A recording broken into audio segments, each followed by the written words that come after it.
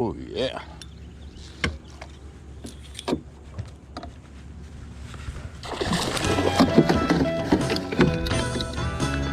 Well, that was a fire drill.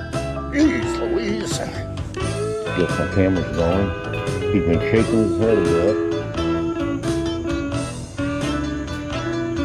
Don't know how big he is.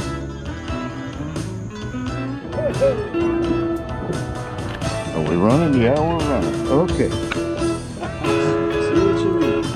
But there we go. How about that? Well, I'm going to demonstrate how I make a rope jig. And after studying things on the internet, I came up with some different ideas. Here is one that's been used a number of times, and that's what the rope fibers end up looking like, but that's what really works. So that's probably a little different from what you see on YouTube. So I'll start with about 3/8 diameter nylon rope, and I've got to unthread it and separate it out, and I'll show that in a moment. So you see that I've ended up with the outer strands loosened up. They were the ones that were braided, and they're real glossy. I don't use those. The rope that you buy may be different. I think I bought this at Walmart.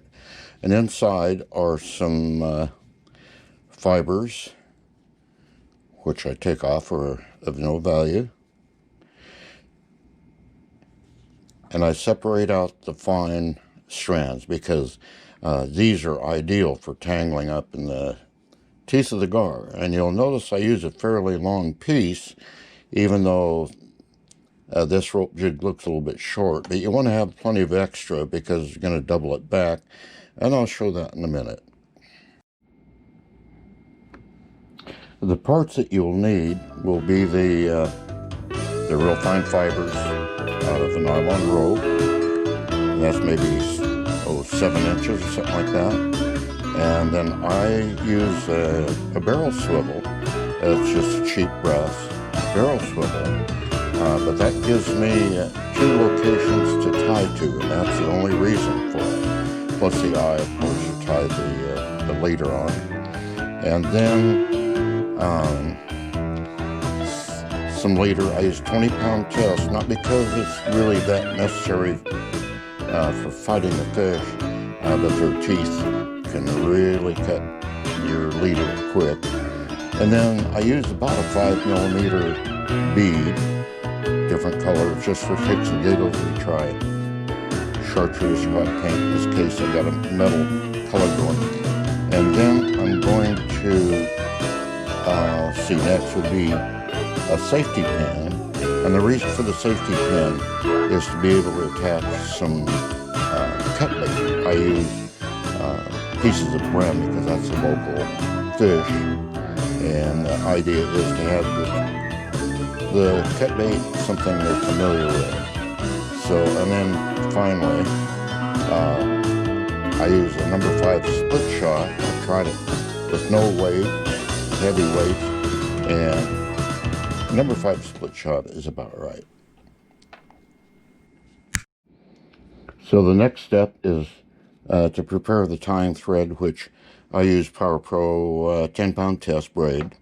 It's really nice and fine, but it's strong enough to hold the fibers on, not like tying a fly where all you're doing is holding on to some feathers. You're actually going to be pulling and fighting the fish, depending on the strength of this tie. So trim that off.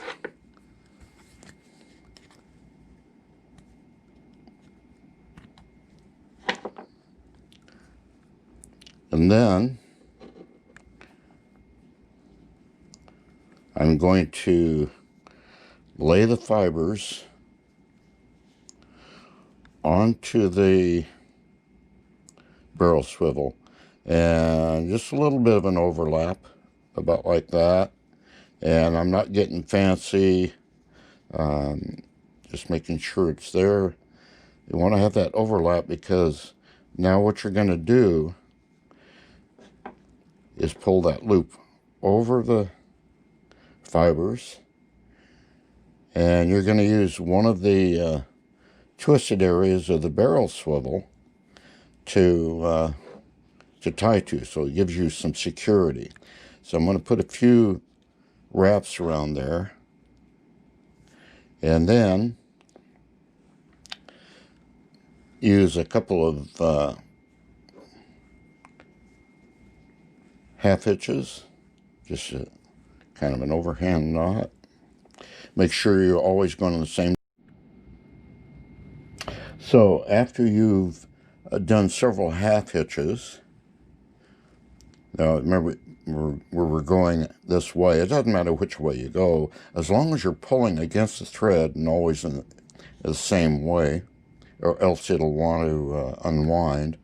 And then I'll double the rope fibers back,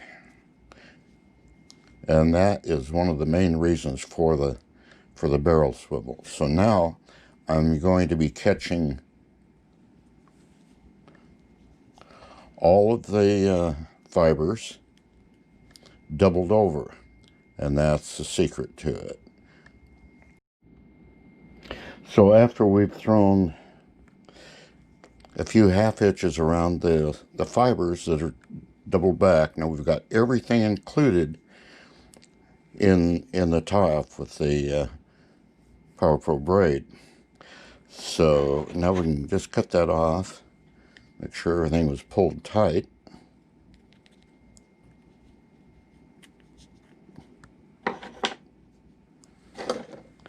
And so we've got the beginnings of a rope jig. The next step is to attach a leader, and I'll just tie a Palomar knot.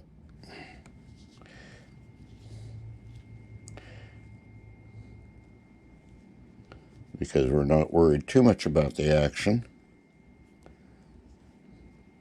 And I'm using 20-pound test leader. Just some fairly inexpensive leader. I'm basically looking for protection against the sharp teeth.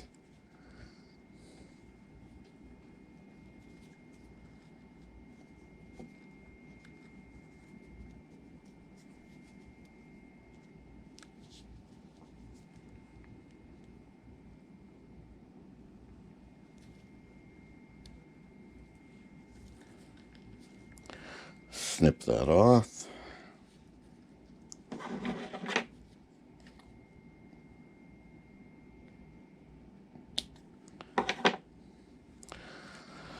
Okay, so now we're ready to put on the safety pin. The next step is to put the safety pin on, and that safety pin is to hold the cut bait. Safety pins work really, really good. Before we put it on, we've got to bend it. And the reason for that is so the bait will be back streamlined. So then I'll thread the monofilament line to the eye of the safety pin, if I can see it.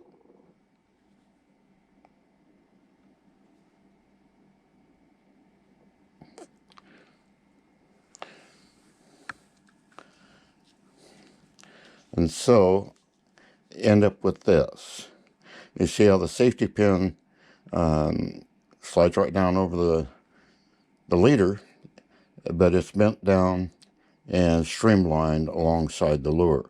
Because when you attach your cut bait, you can cut slim strips or whatever you want, and they make it look more lifelike.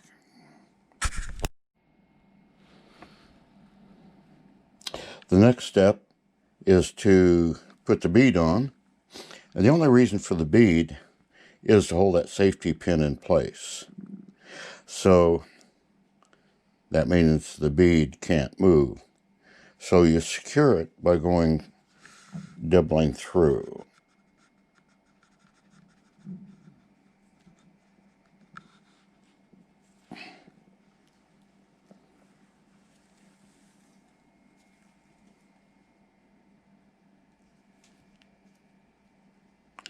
Okay, that's reasonably good. Just one time back through the bead and you're in business. Okay, the next thing will be to tie off a loop. Just a good overhand loop knot is all that's necessary. And I'm giving it about yay much later. All that is to make it detachable when you get a gar on the boat, because particularly if you get a big one, they can be very active and they can damage your pole. So you want to separate your pole, get your pole away from them as soon as possible. The next thing that I do is put on a split shot. It's about a number 5 split shot, and that one has been used before. I don't like throwing them away. I open them with little cutters. So there is the rig, and all that's left to do now is trim it. And I'm still trying things out there on the water,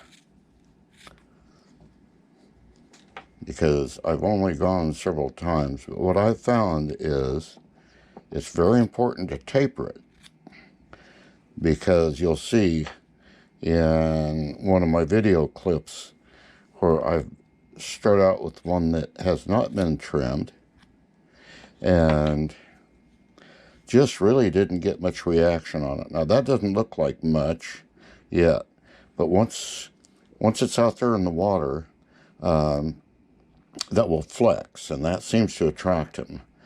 And this is an example, very same fiber, and I may have a little more back there, but close enough. And you see how it builds up a body from being twisted around and stuff. And that's exactly what you want. That is what will tangle up in the teeth of a gar. And this one's got a number of them and is still functional. Now, I tipped my rope jig with a bit of brim fillet,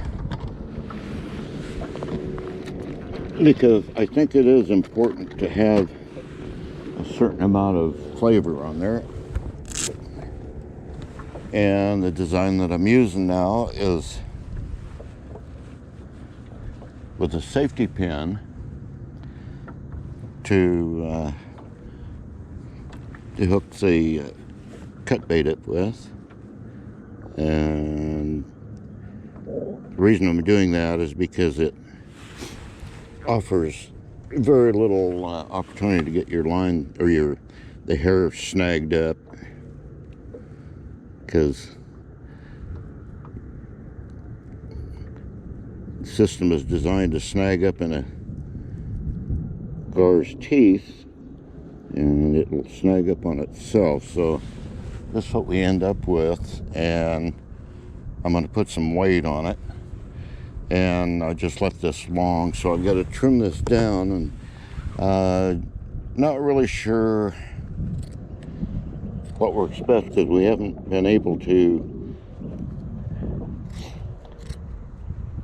really get any numbers with the gar, as much as we usually think they're easy to catch, or there's a lot of them, and there undoubtedly are a lot of them. It still seems like we end up working hard to get one or two. So there it is, and that's weightless right now, other than the cut bait is negatively buoyant, so that will take it down. And that might be a little more than I need. I'm concerned about it getting in the way of their teeth. So